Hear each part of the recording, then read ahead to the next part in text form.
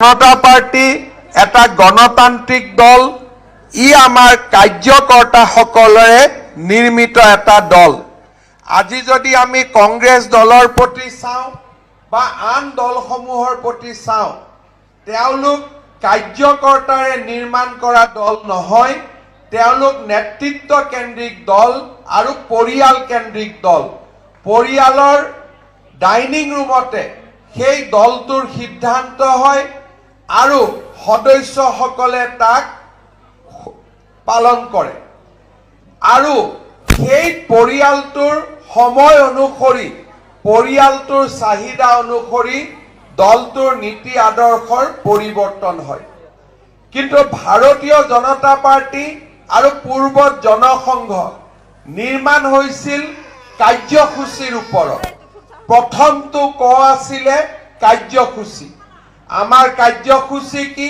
একান্ত মানৱতাবাদ, অন্ত্যোদয় আৰু ভাৰতবৰ্ষক পৰম বৈভৱৰ স্থানলৈ লৈ যোৱা।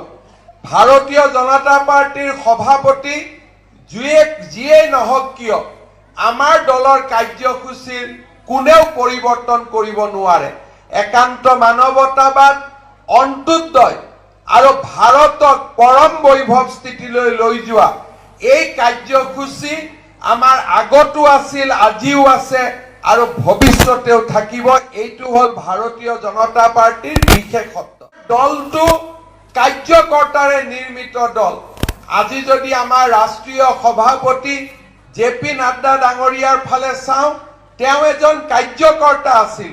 কাৰো তেওঁৰ পুত্ৰ নহয়, কাৰো তেওঁ কন্যা নহয়, কাৰো তেওঁ পিতৃ নহয়, তেওঁ আমাৰ দলটোৰ কাৰ্যকৰ্তা আছিল।